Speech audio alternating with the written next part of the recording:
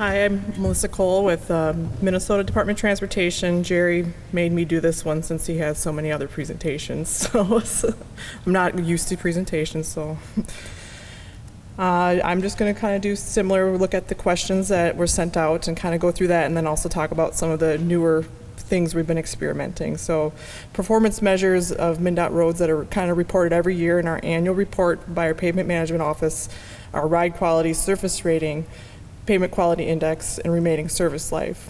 These, the pavement management has two pathway vans that goes and collects data on our routes every year, and they put together a report based on the data. The main one that we look at is ride quality index, and we are looking to achieve 70% more in the good category for interstate, 65 in NHS, and 60 in non-NHS. And good for us is defined as 3.0 RQI and above.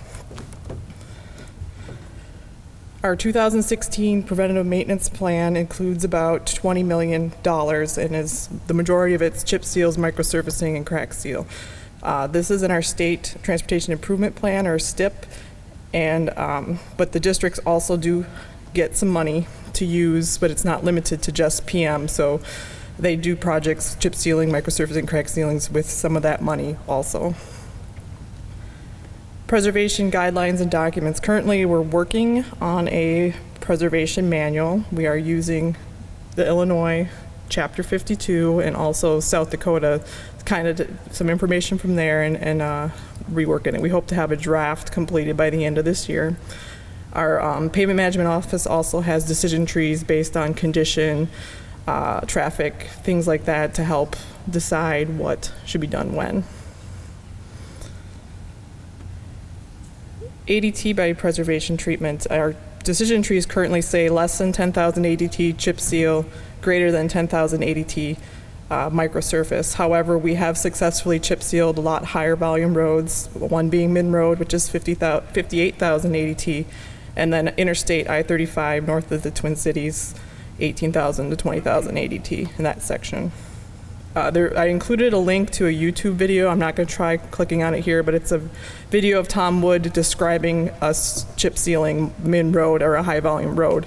So if you ever go back to this presentation, you can click on it. It's little more than 2 minutes long.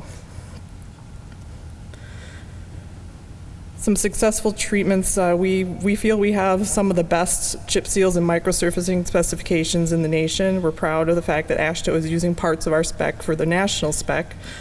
We get good results with both, and we use both a lot. Some of the different types of projects we're using, we're starting to experiment with some micromilling with a surface treatment. We're trying to achieve the same ride improvement and longevity as you would with the thin mill and overlay, with some micromilling and a surface treatment. And we're also experimenting with softer base asphalt in our microsurfacing. And we've also are starting to do some Texas under seals to help with reflective cracking in our overlays. I'll just talk about here's micromill projects that we've done with surface treatments. We've done 2 with an ultra thin on top, 2 with chip seals only on top, and 5 now with microsurfacing on top. I'm looking at one of our micromills microsurfacing is on Highway 64, which is north of the cities. We max milled 3/8 of an inch to kind of smooth out the highs, help with some of the rutting that was on the road. And then we used a softer base asphalt micro with a little bit more emulsion and some SBS polymers instead of latex. So we did this project because we were given some money from MnDOT to use for destination innovation to experiment with other things. So far, it's been through one winter, and our observations are the cracks are reflecting through our fine and holding together, improved ride, and our striping appears to have less snowplow damage. Here's some IRI data from that project. The before IRI average was 175 inches per mile. After micromilling, we dropped it to 103, and after one winter, it's still holding around 60 inches per mile. The graph shows the before, the blue line is the before, red after micromilling, and green after one winter. We did not collect after the microsurfacing last fall because it was a late project and an early snow, so we didn't get up there.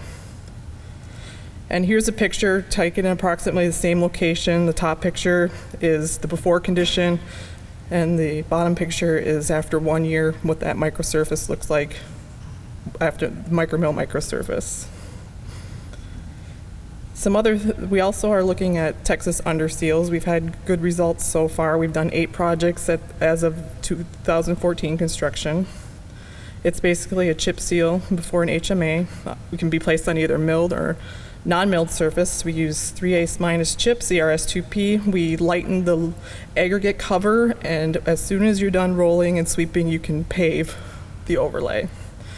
Our first project we did was on a stretch of road. We did a 1-mile test section of the underseal, and then the rest of the project was done normally.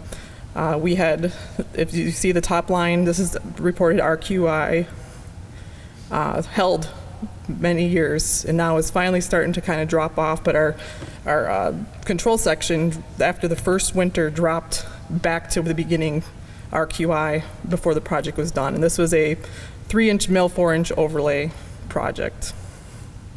So we're having good results, and we've done it elsewhere. We don't have agency training. We do have a LTAP program that offers a microsurfacing and chip sealing class for 8+ years, and those have been offered every year, but moving forward, they're going to switch to every other year. And we also, as an agency, offer individual training and support. If we get a call from locals, we'll go help them or talk to them about chip seal and microsurfacing or any other treatments they might have.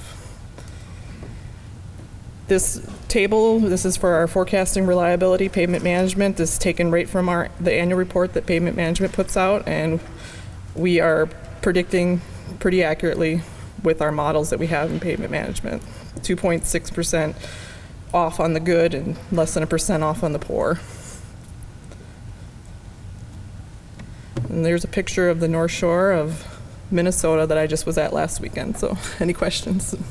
Yes? What is the approximate cost of micro-milling? The prices we've gotten are anywhere from 85 cents a square yard to $1.30 a square yard.